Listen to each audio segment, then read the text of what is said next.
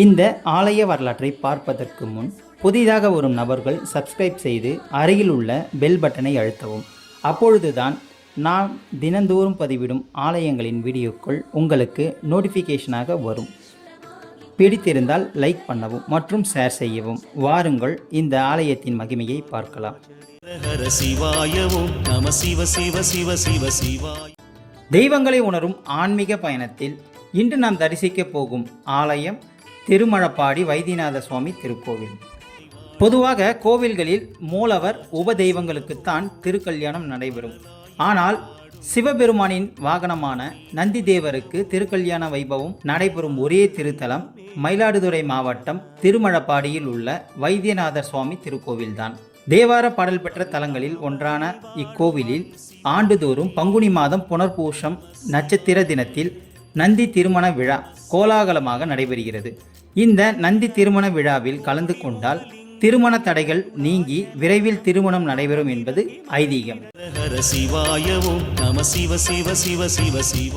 திருவையாறு அருகே அந்தனபுரம் என்னும் ஊரில் வசித்து வந்த சிலாத முனிவர் குழந்தை பேறு வேண்டி திருவையாறு ஐயாரப்பரை நோக்கி தவம் செய்தார். அவரது தவத்திற்கு மகிழ்ந்து காட்சி தந்த ஐயாரப்பர் புத்திர காமேஷ்டி யாகம் செய்து யாக பூமியை உழும்போது பெட்டி ஒன்று கிடைக்கும் என்றும் அதற்குள் மகன் ஒருவன் இருப்பான் என்றும் அருள் செய்தார்.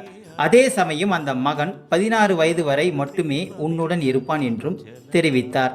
இறைவன் சொன்னபடி யாகம் செய்து குழந்தையை பெற்ற முனிவர் குழந்தைக்கு செப்பேசன் என பெயர் சூட்டி 16 வயதிற்குள் அனைத்து கலைகளையும் கற்றுக் கொடுத்தார்.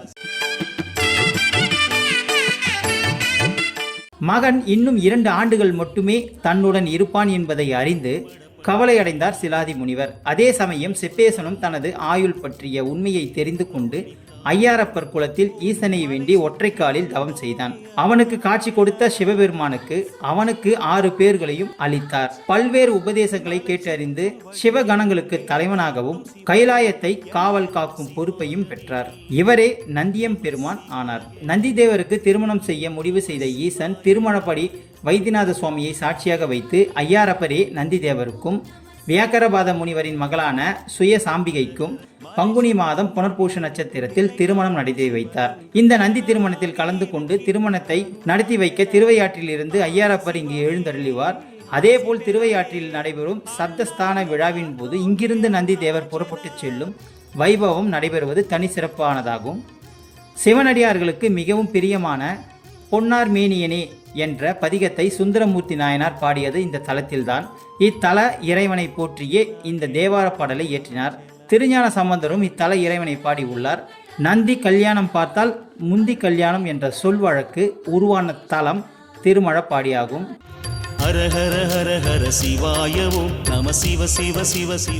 திருமழப்பாடி சிவதலத்தில் சிவபெருமான் வைத்தியநாத சுவாமி என்ற திருநாமத்துடன் போற்றப்படுகிறார். தாயார் சுந்தராம்பிகை. காவிரியின் வடகரையில் அமைந்த சோழ நாட்டு சிவ தலங்களில் இக்கோவில் மிகவும் பிரசித்தி பெற்றதாகும். இந்த கோவிலில்தான் தமிழகத்திலேயே மிகப்பெரிய வெண்கலத்தால் ஆன திருவள்ளுவர் சிலை உள்ளது. இதன் எடை 750 கிலோ ஆகும். இங்கு நந்தி தேவர் ரிஷப முகத்துடன் இல்லாமல் மனித முகத்துடன் காணப்படுவது மற்றொரு தனி சிறப்பாகும். நந்தி தேவர் திருமண கோலத்தில் மனைவியுடன் காட்சி தரும் திருக்கோலத்தையும் இந்த ஆலயத்தில் காண முடியும். கடுமையான நோயால் பாதிக்கப்பட்டவர்கள் இத்தலத்தில் உள்ள தீர்த்தத்தில் நீராடி வைத்தியநாத சுவாமிக்கு அபிஷேகம் செய்து வழிபடுகின்றனர். திருமண தடை விலக விரதம், பரிகார தலங்கள் எத்தனையோ உள்ளன.